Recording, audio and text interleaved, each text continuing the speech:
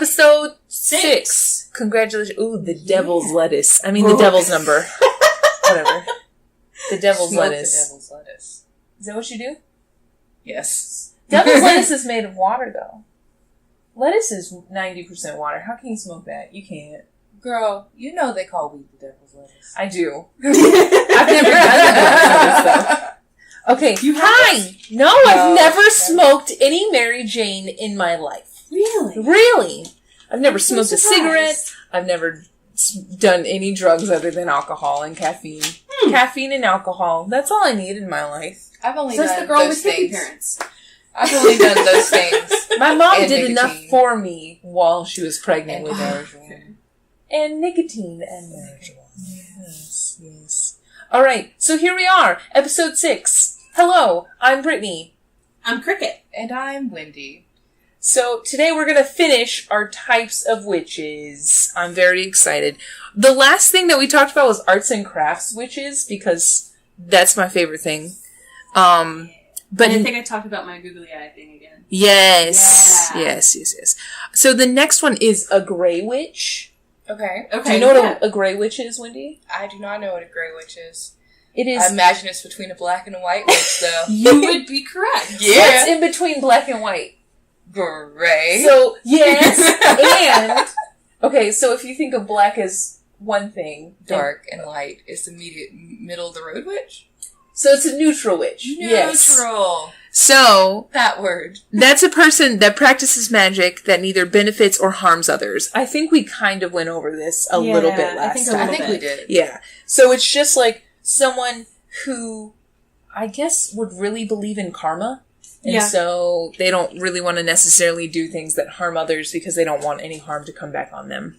This would technically be kind of where I sit. Yeah. Where, I'm not technically, I will hex people if I feel like they really deserve it. Yeah. Because I feel like it's within my moral code. Yeah. But I also want to do things that are very positive as well. You feel like you're a neutralizing force. Yeah. So, I mean, like a chaotic neutral alignment, kind of. Yeah. Well, I almost Or see would it this be more like true neutral. True neutral. And that's kind of how I see nature as well. And because my craft is so nature-based, nature is really positive and beautiful. And then nature is also really fucking awful, like all the wildfires that are going on in California right now. Oh my gosh, craziness. That's part of nature. Mm-hmm. So it can also be very destructive and harmful as well. Mm-hmm. So I feel like my craft is both. We're sorry. There's a cat here, and she's very upset. Very upset. If you hear her, we apologize. Diana, honey. It's okay. It's alright. My baby. I'm sorry. This is what happens when you hurt other kitties. She's just like, I've been mistreated. I know. You are not a neutral witch. I'm sorry. I'm sorry. So, balancing is like a really big thing. Yeah. Like, making, bad things. Trying to do something good in the face of something bad. Trying to, or doing something bad to a person that didn't do any good or did harm. Right. I get that. So there's bone witches? Yeah. So it says witches who commonly collect, clean, and use animal bones in their magical practice, and for things like altar decoration, magic-infused charms, jewelry. Materials used by those who identify as bone witches are usually collected peacefully or after the being has passed on naturally. Yes. So that's like vulturing. That's essentially vulturing. Basically, yeah. Okay. Okay, so a couple of years ago, there was a really, really, really interesting case that happened. One of these, there's a lot of different witch groups and things like that on Facebook if you're interested in joining one. Mm-hmm. Just honestly, just look for Facebook communities and things like that. Right. But within one community, there was a girl who would talk about, I think she lived in New Orleans, somewhere where the soil is very soft. Okay. So, she would actually go for walks in the poorer sections of town where the poor cemeteries were, where people originally couldn't afford to buy the the tombs that sit above ground that are all like mausoleums. Mausoleums, yeah. So they couldn't afford that, so they, buried them in the soil. And then they erupt. They come to the surface. Right. So she would actually go into these human graveyards and pull bones from the graveyard that she would find there, and use them in her own craft. That sounds spooky. I mean, it's a little spooky, but I almost don't even have an issue with that as much, as long as, there's nothing attached to it. And if there is like a white or something attached to it, making sure it's okay with them first. Right. So talking to that spirit and being like, hey, would you like to work with me? And, is that okay? Yeah. Where I draw the line is where she actually offered within this Facebook community to ship these things across state lines and even into other countries, and was going to be taking money for it. That bothers me. Yeah. That bothers me a lot. And it actually turned into a huge, national, legal case. That's crazy. On whether or not she could do that, because she was basically, selling human body parts. Yeah. And shipping them across all over the states, at least. Yeah, maybe internationally even. Yeah. So, that was kind of interesting.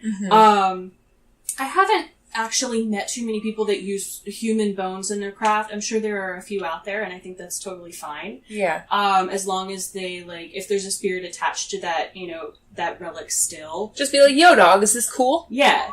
I think that would be the only, issue that I would have with it, really. Yeah. As long as the bones were obtained in a, as long as you're not digging a grave and disturbing someone. Yeah. Killing if people. Or killing people. No killing. But if you happen across, human remains, and they've been there a long time. Yeah. And it's not like you need to call the police because there might have been, some sort of cold case murder. Yeah. Just if you realize, in Louisiana, that's actually a very common thing for coffins to rise. Just rise, yeah. And that's just how the earth especially plates after move. a really heavy rain or hurricanes or things like that. They had a lot of issues with that after, a lot of the hurricanes, especially Hurricane Katrina. Yeah. So I that's fine. That's really cool. Okay, so then there's Lunar Witches. Ooh, yes. Those are witches who work with magic and honor the moon and its energy and phases. This type of witch is also one to favor casting magic during the night hours rather than during the day.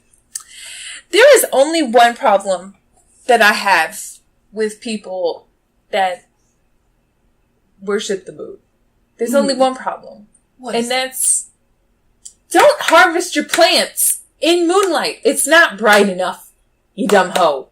Just harvest during the day like a normal person. Don't disturb the spiders that you might be disturbing, or all the insects. There's so many small insects that live underneath the bottoms of leaves and stuff like that. And they were like, harvest by moonlight. I was reading a particular article and it was like, harvest by moonlight. Because then the moon will be at its peak and the plants and herbs will be charged with the most of the moon energy. And I was like, that's very romantic. But also, not very practical. I guess if you use a headlamp, it's okay. But if you're just in the moonlight and there's just one little candle, you're like, oh, yes, please, let me pluck these. You see that? Yes. I'm like, no, don't do that. And it's not actually I have a problem with Lunar Witches. It's just be practical and use common sense. Yeah. And honestly, I think that a lot of witches, I haven't really seen particular things where they're telling you to harvest, by the moonlight. That's a new one. I will show you the exact article because I found it hilarious. Okay. Please do. Yeah. But I think a lot of witches do take into account the seasons, the phases of the moon. For sure. And I even can understand the astrological symbol that the moon is in. Yeah. And I can understand doing rituals and stuff that are inside. Yeah. During moon time. And when the moon is shining or when it's at its peak in the sky and whatnot. And that's fine. It's just if you're outside, don't hurt yourself or trip or fall or anything because you're in the moonlight trying to be romantic and gathering herbs and stuff. Yeah. So it's just, think about that for a little bit. Yeah, and then this could also go into the traditional, more Wiccan practice of drawing down the moon, where they actually will go outside during a full moon and sort of draw down that energy into themselves. And it's a very, very high magic, complicated ritual, but you could totally look it up, and there's all different kinds of ways to do it. But it is a little bit more advanced, just because there are a lot of different steps and things to it. Right. So, there's also a book by the same name called Drawing Down the Moon by Margot Alder. Yeah. And she's she's one of the people, like, in the 70s that sort of put Wicca on the front page and really put it on the map. Cool. And I have a copy of the book, too, if you guys want to read it. Cool. Awesome. So you were thinking about star signs and the lunar and the moon being in the specific things. Yeah. So that's actually a variant of lunar. It's a wider variant called an astronomy or a space witch. That's me! Space witch! That's me. I love working with the different, like, planets, and the stars, and the star signs. Yeah. So that's people who practice this magic correlate their beliefs in conjunction with planets, star signs, stars. These witches may focus their magic with the properties of each planet, regularly read horoscopes, study astrology, have a love of the stars and of the night. Yes. So that's very cool. That was a big bird. Did y'all see that? I did not see Looks that. like a hawk or something. Caw! There's an owl that actually lives around here. And he hangs out sometimes. Oh, I have a joke for you. I saw those another are dragonfly. Did you really? What'd you say? Girl. Okay, so we need to talk about totems later. And I'm gonna... There's a different... It did the same thing, got in front of my car. Yeah? Made me see it, and then moved on. You talking about the dragonfly that was outside earlier? I didn't see that one. Oh, there was a dragonfly on your car earlier. Girl. You didn't see that? Dragonfly's trying to talk to you. You okay. had a dragonfly that landed on your car when we were parking the car. Really? Yeah.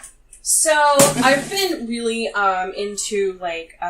Side step. We're gonna just, like, take a side moment here Yeah. to talk about animals So and totems. I've actually been really interested in learning shamanism as sort of like a core like practice. I think it's really, really interesting because it's so multicultural. I mean, just about every civilization at this point has had some form of something like a shaman. So, especially in their earlier days. And a lot of that is, working with animals and journeying and stuff like that. So I have a meditation that I want you to do later, and there's actually like an e-course that I want you to do. It's actually by, what's her name? She goes by the Sea Priestess on Facebook. The Sea Priestess. The Sea Priestess. That's adorable. She's really, really cool. I like her. I think her name is Katie. I can't remember her last name. It starts with an M. It sounds Irish. But I want you to do that later. McDougal. That's what comes in my head when you're like... I know, and then I thought, McLaughlin. It's anything with MC in the front. It's McDonald. It's like Mo... It's like Mo something. Moses. McAllen. I'm just saying. But I'll just saying random words. I'll have to make you do that later, because I definitely want you to look into that, because I think Dragonfly might be talking to you. Also, if you are really interested in learning about, like, animal symbols and what they mean, and also finding your totem, there's a really great book called Animal Speak by Ted Andrews that's really, really good. Yeah, I've actually seen that recommended by a lot of people. Yeah. So, while you're looking through there... Yes. And we can always take asides for that. The next one is energy witches, which I feel like you're definitely an energy witch. I would say that and I think that Wendy has those energies. Yeah. The ability to have energy witchery. Witchcraft. I think at this point, I'm just sort of, like, just so eclectic. Yeah. Because I just That's have what so I found. Many things. Most people are eclectic witches. Yeah. Most people are. It would Most be people... so boring to just stay in one thing, in my opinion. Let me have my green witchery, and you just stay over there. But that's coming from my opinion. Yeah. Like, it's hard for me to imagine being in, like, one lane, but that's just how my mind works, and, like... Because you're interested in so many things. Even, like, with my stars, like, with my being a Sagittarius, you can pick up and drop shit, like, so fast, and, like, like, when it doesn't serve you anymore, just drop it and go. Chaos switch. And I think that, like, with your Green Witch, like, I feel like that brings that much needed balance to your life. Yeah. Gotcha. So I think it, like, it's very, like, cool for you to have that. I'm not dissing on it. No. It's just in my mind, I'm like, I can't imagine that. I think I'm so set in my... Okay. I'm not trying to, like, come off as hoity-toity or anything.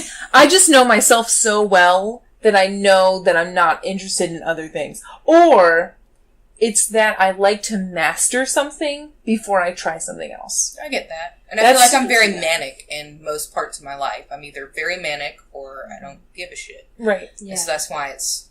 And I just so don't give a shit, things. or I'm like, I'm gonna be the best at this. Yeah. That's kind of like... I think I'm sort of, like, in between, where it's, like, I definitely know the things that I will and won't like already off the bat. And I'm sort of, you know, very, almost prejudiced about it. And it's like, I'm interested in that, and it's like, if I'm not interested, don't expect me to put in any effort.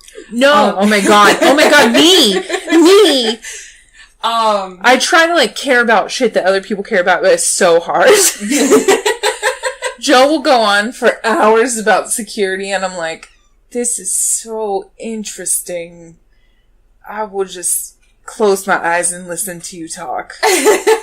Yes. I'm just I care about it because you care about it, but I really don't give a shit. I really, yeah.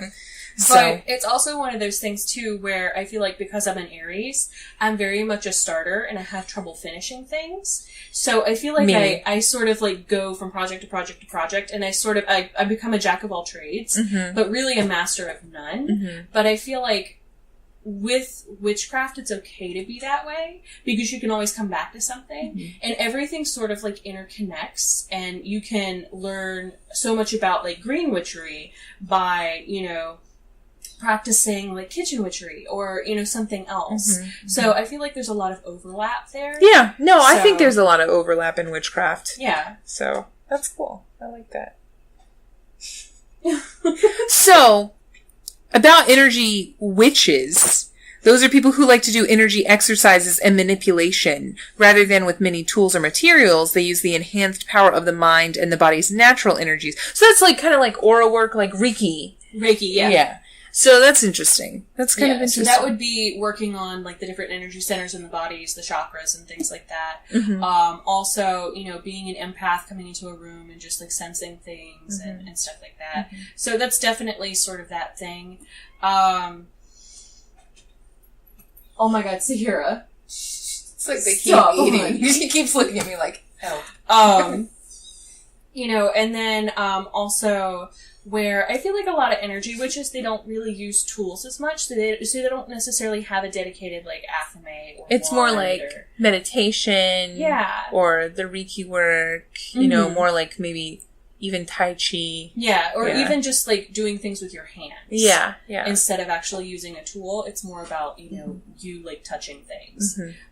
Which is totally me, because anytime I go into, like, a witch shop, a crystal shop, anything like that, I have to touch everything. You touch things. I've noticed that. I like to admire from afar, because I'll be like... too. Like, it's like you're drawn... Like, I feel like I'm, like, so drawn to stuff, and, like, I'm so... sensitive to texture and like the way things feel and like how they make me feel when I feel them. Exactly. And it's important. That's you picking up on the energy. And I feel like as a witch, that's really super important to me because I want to find a stone that I connect with, not only visually, because I think the visual part of things is still really important, because if you're not like super excited by the way that, you know, this malachite or this smoky quartz on the table looks, you're not going to get as much out of it. Right. Yeah. Because you're not going to connect with it. But I think it also comes from, like, the internal, like, energy of this stone. Like, I'm very much that person who believes that everything has an energy and a little bit of a personality. And I think that, you know, it may be even, like, a little bit of, like, a nature spirit sort of thing. So I want to be able to connect with, you know, this stone or this plant or whatever. Because I want to work with it, and I want to make sure that it wants to work with me too. So I feel like touching things is very important to me. Yeah. And sometimes that's very frowned upon in witch shops. Just don't touch things. Admire them. They get really upset sometimes when you touch things. Really? Really. I've been to one in Raleigh. Because you're getting your muju on it. Yeah. Your goo-goo. Yeah. I've been to one in Raleigh, and they were very, very upset with me that I kept touching everything. Like, calm down. I started, like, touching things, and then I, like, 30 minutes in, I realized that there are signs all around the shops that say, don't touch anything. Oh, jeez. Oh, now I understand why they were giving me the evil eye. Yeah. Oops. The literal evil eye. The literal evil eye. Not even like the fake one. I felt really bad, but it was also something where it was like, this is part of my craft. This is super important. Yeah. Yeah. So, You're not going to buy anything if you can't touch it. right. I completely agree with you on that. The next one. Nope. Speaking of going into stores and touching things, the next one is crystal witches. Yes! Magic that is worked commonly with stones and crystals, such as during spell work or for crystal healing techniques. This may include chakra balance, crystal meditation. That could also go under Reiki or Reiki. A crystal witch may also have an extensive knowledge of stones, including how to identify them and using their properties. So that's pretty cool. So I'm this all day long, every day. All day long. All day long, every day. 24/7. 25/8. Yeah. It's like, my house is literally covered in crystals. I have crystals in every room of my house. It's pretty dope. It's the coolest thing I've ever seen. I like it a lot. To be fair. It makes me happy. The last one in this section, the final section that we're going to go through is actually overarching spiritual types of witches. Okay. So like Hellenic witches, different things like that. Excellent. But the final one for this section, which is I guess more like the practices of things, is literary witches. Or a book witch, as you'd like to say. Those who practice magic through books and literature, a literary witch may do such a thing as using a book of divination, often study witchcraft magic even after the beginner phase of learning, etc. It is a term used to describe witches in stories, books, or movies as well. Mm-hmm. So cool. This is really cool. I've actually seen this form of divination done before, where you take a random book and you just sort of like close your eyes and just like flip through the pages until you feel like there's something there, like there's something there that you need to see. So you go through and you like read until you like hit that specific point. There's other ways to do it too, but it's really, really cool. I've seen that done a few times. And then not only that, but there's actually a really great artist that I follow just about everywhere: Tumblr, Instagram, Facebook. She goes by Soliloquy Jewelry. Her name is Karen. Or maybe it's Kieran, I'm not sure. It's Kerin. But she makes the most incredible jewelry. She's based out of Boston, and she's a literary witch. She actually went to school and is an English major. Oh, wow. And she bases a lot of her work on stones and the mythology surrounding stones, and also literature, which is really, really cool. Yeah. Her work is fantastic. She goes by Soliloquy Jewelry. Definitely look up her stuff. It's incredible. Cool. I'm super, super like in love with her. It's like I want to be her best friend. She's amazing. Nice. Okay, so now, like I said, we're gonna go into what is called the faithful witches, the witches that have like a specific religion. Mm-hmm. Yeah. That would be more like it would be more of a pagan bent because it has a spiritual side to it. Yes. Yeah. So the first one is heathenry. Heathenry, or heathen witches, practice and work with and worship Norse deities. Mm-hmm. So, like Loki, Thor, so on and so forth, Odin. Mm-hmm. And then there's a subset of people within Norse, or I guess heathenry, that are Lokian, which specifically work with the mischievous motherfucker Loki. Yes. Or any of his relations. Yeah. So Jormungandr, Sigyn, I'm probably spelling pronouncing all these wrong. Angerboda, etc. I don't know how to pronounce any of those. And then there's... That was pretty close. That was pretty good. Pretty good. And then the second kind of like subset is an Odinist, which is a faith that works mostly with Odin and his descendants and family. So Freya, Frigga, Odin, Thor, Heimdall, so on and so forth. Yeah. That's pretty cool. Yeah. I have a couple of friends who are heathens. Yeah. And they, my one friend, I think I've talked about her on here before, where she does more of like the kitchen witchery. She's the one who made the apple pie. Oh, okay. And like spins her own wool and crochets and stuff. So she actually is Odinist. Oh. And she is sort of learning about the traditional, seer methods and things like that. There's a specific word for it.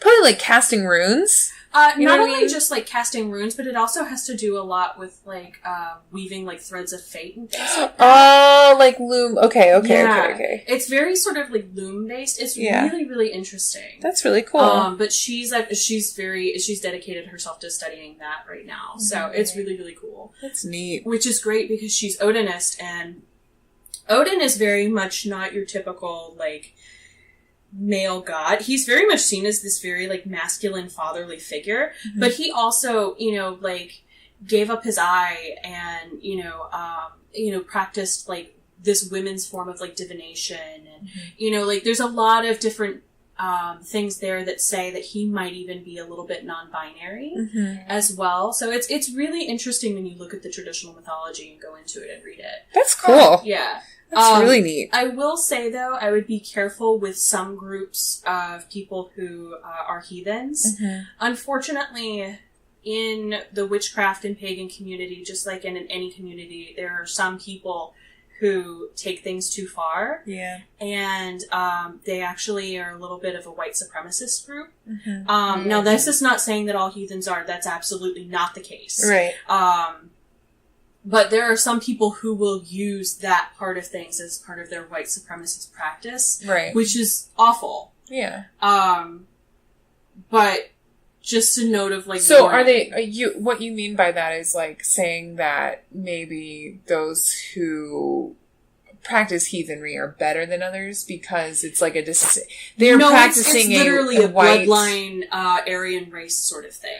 That's what I was asking because specifically the Vikings and the Norse were white with blonde hair, blue eyes. Okay, yes, all right. So that's what I was wondering. Yeah. So basically, if there's going to be a group of white supremacist witches, there's a good chance that they would probably be heathens because that's what they idolize and whatnot. Okay. Which is super unfortunate because it's like heathenry is super cool and I hate that it has that negative connotation now. So there's one type of heathenry that is a very specific branch and they only worship the major Nordic pantheon minus any of the adversary gods. So they only worship the good gods or the old gods. And it's called Asatru. Asatru, yeah. Asatru. And so they only have faith, quote unquote, faith in the old gods. So it's only the people that were not against Odin and Thor. It was just Odin and Thor and like everyone that was on their side. So they don't worship Loki or Fenrir or anything like that. Interesting. Okay. Yeah.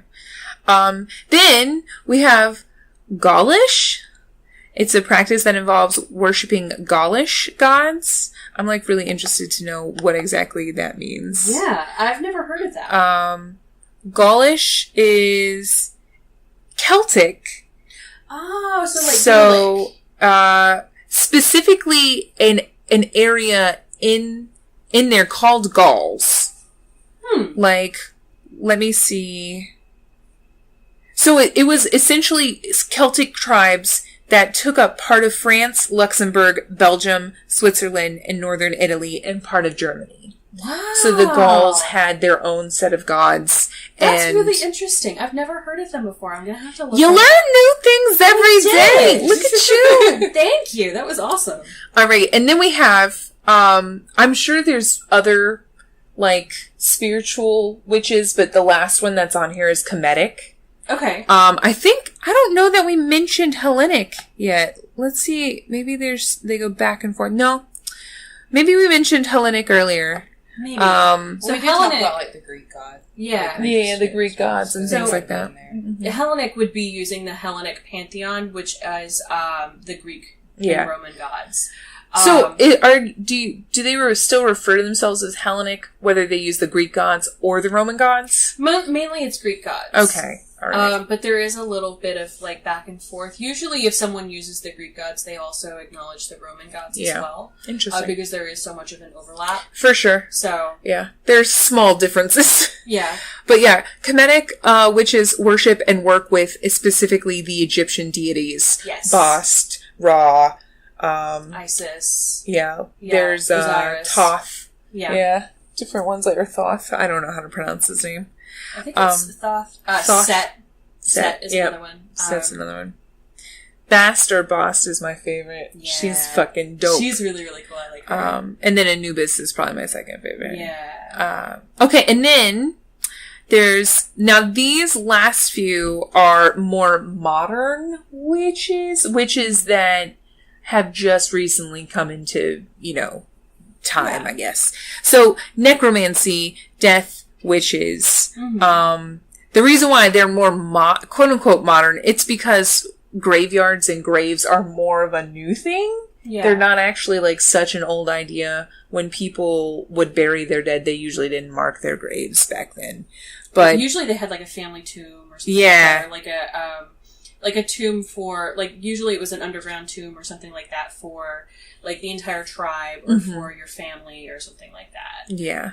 So, death necromancy witches are just ones that can combine spirit witches, bone witches, different things like that. Mm-hmm. But they specifically go to graveyards and graves and, like, work with those spirits. Okay. So, those are the ones that use spirits to empower themselves. They hoard bones, graveyards, graves, spirits of them, as well as the dirt and plants that are found within the graveyards. Interesting.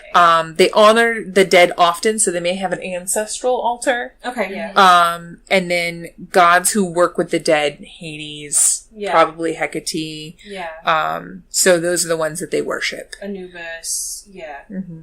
Interesting. Yeah. So, I'm really interested by this, like, fixation on, like, the graveyard in general, because speaking as someone who's, like, a sensitive... Normally, spirits are, like, very chill because they were put to rest. Or there's not any spirits present, like, at all, and if they are, they're very, like... It's very faint. Mm-hmm. So I'm really interested about the fact that they fixate so much on the graveyard itself, because I feel like you wouldn't get as much of a connection there. Yeah. Maybe it's the respect of, like, a final person's resting place gives off a power. That could be. Like... I feel like that is that person's, like, last energies coming out into the world, Like, even if there's not putting off, like, an actual spirit. Yeah. Like, especially when I was talking about, like, the plants and stuff. Like, I could see that. Like, I could see the plants itself having a lot of meaning in the dirt. Yeah. And I've known about the use of, like, graveyard dirt and stuff forever. That's a really old thing. That's a really old thing. And I could definitely see it within the plants as well, because we have this, like, cycle of energy. Mm-hmm. Because as we decompose, we feed the soil, and that feeds the plants and the worms and things. So I could definitely see the use of that. Mm-hmm. I think there's a lot of energy in that. But I didn't see it as much, like, actually working with spirits there. I think that's really interesting. Yeah. But I've very rarely found a graveyard that was legitimately haunted. I usually find that buildings are more common. I tried to take Cricket to a haunted graveyard. Air quotes around Air haunted. Quote, allegedly haunted. Yeah. I did think that it could be haunted by a few spirits. And the reason why I told Cricket that it could be disturbed is because it's in the middle of downtown Charlotte, where we live. Which is very, very busy. Which is very busy. And what they did was, when they started to carve in the roads, they actually pushed the graves and moved them and like, literally just said, okay, this is where the graveyard can fit now. It can't be any bigger than this. So they literally pushed all the bodies that were, like, out. Or if they were dug underneath, they just left them in there, and then they paved over them. So it's like... could be some disturbing of the graves. Yeah. But it's pretty chill there. It wasn't... I didn't really feel much of anything. I think it's just so old that everything has just kind of settled. Yeah. But I didn't really feel much of anything there. But also, there was a lot going on. There were a lot of other energies. There's a lot of other people who are living and walking around and stuff like that. So sometimes it's hard to focus in on, like... to change... detect changes and whatnot. Yeah. So then... we have pop culture witches. Yes! So, pop culture witches use pop culture as a main focus or inspiration for their craft. Mm-hmm. They can use music lyrics or movie lines and spells. They can worship and honor pop culture icons or idols. Mm-hmm. They use fandoms. It's a very wide practice. It could include drawing spells from Harry Potter or using the sigils that are in Supernatural. Yeah. If you guys don't know what those are, you should watch Supernatural and Harry Potter or read the books. Yeah. So that's pretty neat. That's a cool idea. Mm-hmm. So that's really, really neat. Another thing that I've really seen is with pop culture witches and stuff too is a lot of times, like, you know, the traditional like saints candles and things like that. Oh my god, yes. I've seen the candles that have like actual like Mulder and Scully on them. Yes. And then, oh my god, they're amazing. They're so fantastic. Good. I want one with Florence Welch. I want one with Stevie Nicks. And then I have one with Frida Kahlo that I absolutely love. Because Frida Kahlo's a big, like... Frida Kahlo's like your girl. She's kind of my girl. I definitely identify with her with all of my health struggles and chronic pain and, you know, things that I've been through there. And it's just, I feel like a lot of the things that inspire her are also the things that inspire me. I like a lot of bright colors and flowers and textures and things. I like to dress in a very, you know, a style that might stand out a little bit. Yeah, for sure. So, because I just feel that that's important to me. Yeah. And I just feel like, I wish I had more of her courage. And I think that's why I sort of revere her. Yeah. Is that I wish I had more of her, like, fuck you spirit. Yeah. Like, I'm gonna do what I want to do. Yeah. Yeah, for sure. Yeah. I do what I want. So then there's Poison Path spirits. Ooh.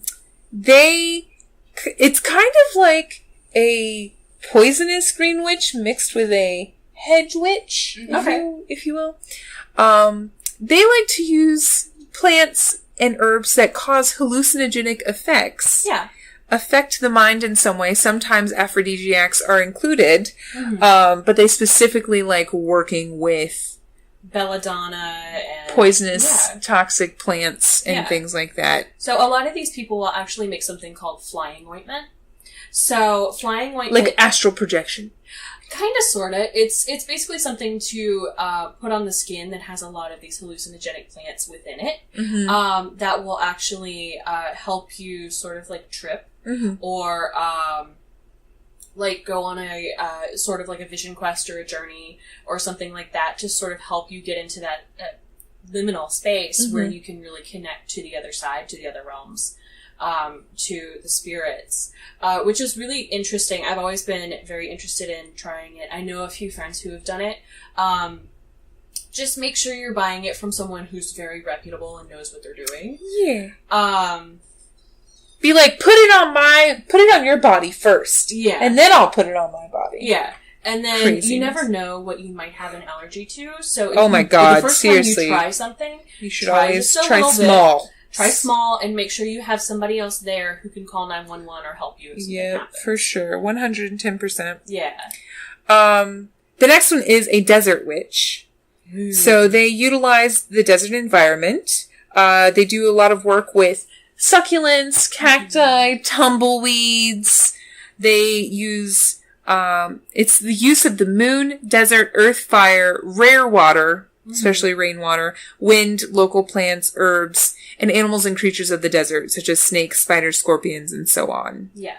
That's pretty cool. That makes me feel, that reminds me very much of, like, Georgia O'Keeffe.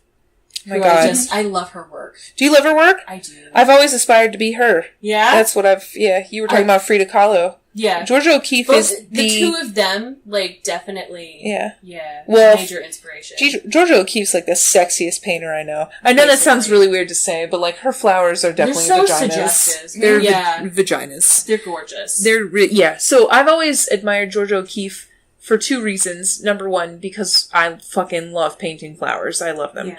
And secondly, she is her paintings have sold for more money than any other female painter's paintings have. Yeah. So it's just like, I'd like that one day. To just be like, oh yes, I sold this for $1.6 million.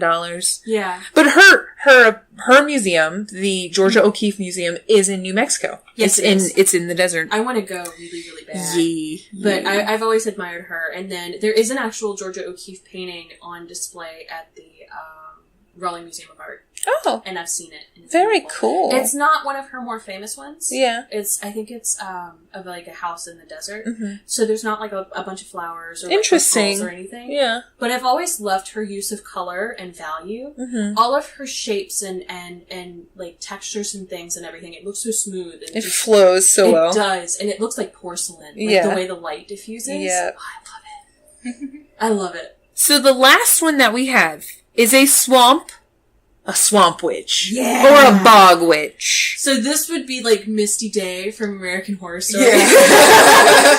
Who is best like, example. Like, Hashtag yes. This can't work. Like, as a pop culture witch, like, yes, that's who I want to be. So wait, okay, first of all, I've never watched American Horror Story, so I don't know what you guys are talking about.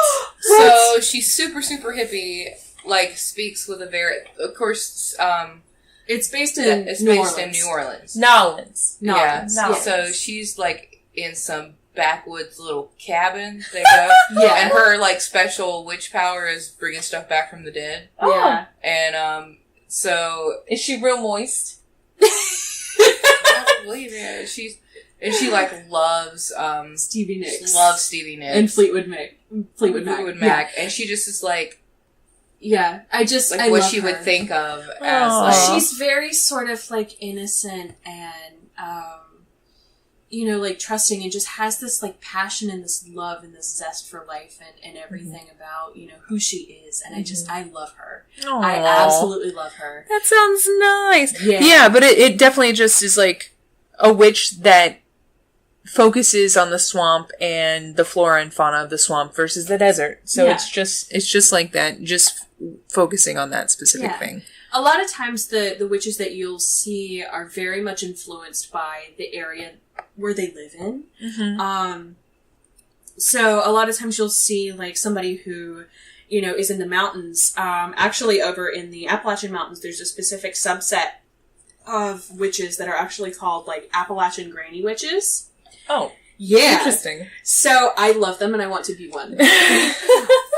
So it's very much about, it's taking the traditional cultures of, like root work and things like that were brought by the slave populations and mixing that with a lot of the, like Anglo-Saxon traditions that came in from the settlers and then also the native traditions, that were there with, you know, the different mountain tribes and things like that. And just this very, like, interesting blend of cultures where it's all about, you know, all of these different kinds of mythology and spirits and working with the natural like lay of the land and the herbs and plants that grow there, and it's really, really cool. That's cool. Yeah, there's a coven in Asheville that is specifically Appalachian granny based, and I want to like move to Asheville and like go practice with them and be like, teach me everything. Teach me everything. I want to know all about you. Let me smell your hair while you sleep. I always take that too far. It's always too far. So it's just one step. But like a lot of times you'll see like people who are very influenced by their craft is very influenced by the area. The area, of course. I think that makes perfect sense. Sea witches and things like that. Who they probably live near the beach, or they've always felt drawn to the. I feel like over time, people just eventually start to move to where they really want to live for the rest of their life. They go and visit places and they're like, oh, I really like this. It's just like buying your first house or not so much living in your first apartment because you don't really get to change anything there. Yeah. But like when you buy your first house and you live in it for a while, you're like, oh, I like these things. I don't really like these things about my house. Mm-hmm. And so to the next house, you try and get some of those things that you didn't like so much. Yeah. And then you're just prioritizing things. And then eventually you get the house that exactly like what you wanted, you know? Mm-hmm. So it makes perfect sense. And then usually it's in the area that you've always dreamed of like living in. So which for me is up in the Appalachian Mountains. Yeah. It would just be Asheville for me because I would have to live in civilization. I couldn't live in the middle of the mountains. I want to be surrounded by the mountains and like see them and be like, oh, this is so beautiful. I'm so glad I live here. But then like walk to the coffee shop and get coffee because I can't. I think I could do without that.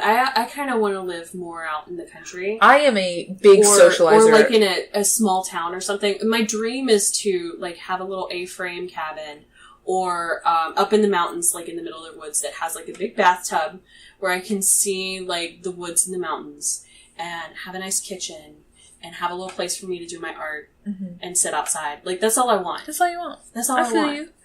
If I was going to dream a little bit bigger, I'd refurbish an old house. There's a really beautiful old house in Brevard that I'm in love with. And I want to refurbish it and then turn part of the downstairs into, like, a witch shop. Aww. And then, like, be able to curate some items and things there, and then have a room in the back where I can have all of my books and things, and then, you know, and teach classes and do tarot readings. And that would be cool. Yeah. That'd be really neat. And then I wouldn't have to leave my house. People would come to me. That's the dream right now. Yeah. That's what I like to do. Get yourself an elevator so when you don't feel like climbing stairs, you don't. Or if you're ever in a wheelchair. Or if you ever have surgery. Or tons of reasons to have elevators in your house. So many reasons. Or if you just don't want to climb stairs. Yeah. My uncle actually just had an elevator put in at his house. He's been suffering with Parkinson's for the past several years. Yeah. And it's gotten to the point now where it's affected his mobility, so they had to put an elevator in the house. Yeah. But my aunt when she built her house, she was like, yeah, I'm putting an elevator in here. And I was like, that's fucking cool. Yeah. Does it have elevator music? And she said, no. And so I was like, I'm going to put elevator music in it. So I did. I was like 18 years old and I put elevator music in my aunt's elevator. That's amazing. It was hilarious. I jerry-rigged like a door chime. It was not great. So, but they barely use it. It was just because my uncle he had to live in a wheelchair. So that was cool. So that's pretty much all the witch types. There's obviously more. Obviously. We could There's do so 5 many more podcasts on we could do so many. But this was like a master list that I had found, and you can always create your own. But then, I also read this other article where people don't really feel like they need to be called a certain type of witch. I kind of agree with that, because I think it's just because I think everybody is so eclectic, especially now when we're in this era of information. Mm-hmm. I feel like everyone sort of has dabbled in a little bit of everything. Yeah. So I really feel like it's not necessary to have a label, because I just sort of jump back and forth and I just use what speaks to me. Yeah. So, I like this part of, hedge witchery, and I like this part of the bone witchery. Growing up, I felt like in the religion that I was in, I was so forced to be a certain thing, to be in a certain box, to have a certain label, or I wasn't good enough. Mm. Whereas with everything with witchcraft and paganism that I found, the thing I love most about it is that it rips that off and it allows you to be able to write whatever that you want. Yeah. And it doesn't have to be a label that fits for anyone else. It's for you. And that's what matters. So, like, label in the sense of, like, what other people would identify you as, I don't believe that that's so very important. Some people it might be very important. In my viewpoint, I just believe that that can be so confining. And like I've mentioned before, what I think is so beautiful is that you can make witchcraft exactly what you want. And so, like, what I imagine doing is, like, when I'm trying to figure out what kind of witch I am, is, like I have a big box in front of me with this huge-ass label on it that's just completely empty.